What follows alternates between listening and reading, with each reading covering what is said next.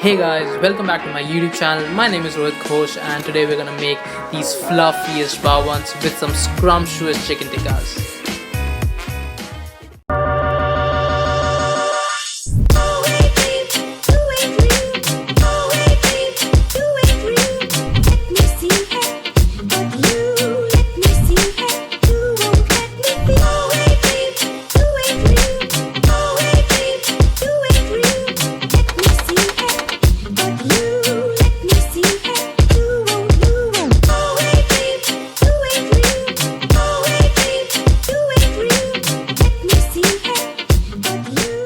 So let's make these, shall we? So first up, let's talk about our raising agent. So here I'm using some Active Dry Yeast, and as with any yeast, I'm going to bloom the yeast first. So in order to do that, in a bowl I'm going to add about 150 ml of lukewarm water. That's around 36 degrees Celsius, and to that I'm going to add some sugar. So sugar would act like the nutrition that the yeast needs. So now we're going to just let that sit for about 10 minutes.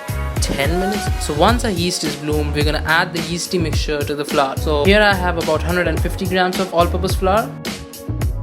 So after that, I'm going to add about 20 grams of skim milk powder, followed by 4 grams of baking powder and 35 grams of white sugar. I know this looks like a lot of sugar, but it's a common amount and you need it to make these buns so soft. And I also added about a pinch of salt. So now I'm just going to mix it up so that I get a homogeneous batter consistency.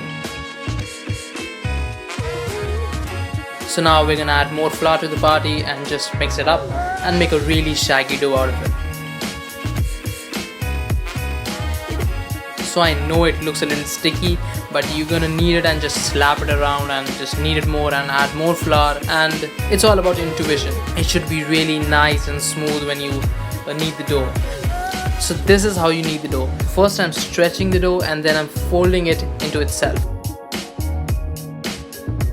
So this is how smooth and soft your dough should look. So see how stretchy that dough is? That is because of the gluten that we formed earlier while kneading it.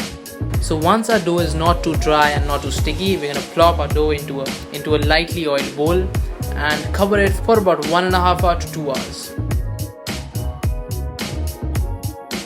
So after 2 hours, your dough must be doubled in size and it should be really smooth and soft.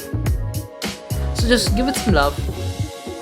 And then just punch the crap out of it to just remove all that air out. So after that, I'm just lightly dusting my work surface and I'm just gonna knead it for about 2 more minutes so that it gets really smooth and all the air bubbles are out. So now pat it down with a rolling pin and shape it into a large circle and just keep it moving while you're rolling so that it doesn't stick. So here I'm rolling it about 1/2 inch thick and just try to keep it even for all the sides. So now here I have a container lid which is about 8 centimeters in diameter.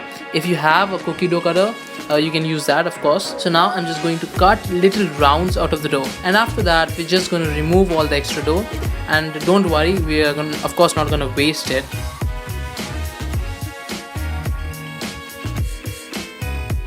And you can simply cut out more pieces with the dough.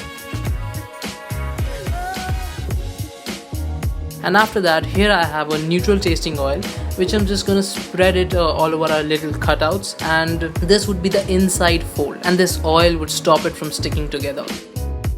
Now really gently just pull up one side and fold it over. So now you're gonna pat it down with your fingers, or you can just roll it with a rolling pin as I have done, and it would give a really smooth texture on the top. And this is how it should look. See how smooth that looks. Now they need just one more round of resting. So we're gonna let it rest for about 30 minutes. And now let's see the magic happen in 30 minutes. And see how fluffy those look. So we are gonna steam our bun. So in order to do that, so here I have a pot with a little bit of water, and as it starts to boil, I'm placing a perforated plate on which I have 2 squares of butter paper. And now without disturbing them too much, I'm just gonna place them in my DIY steamer. Remember to keep them a little bit apart so that they won't stick, because as they cook they're gonna puff up. And now I'm just gonna let it steam for 10 minutes. And now just look at that fluffy goodness. It's so satisfying.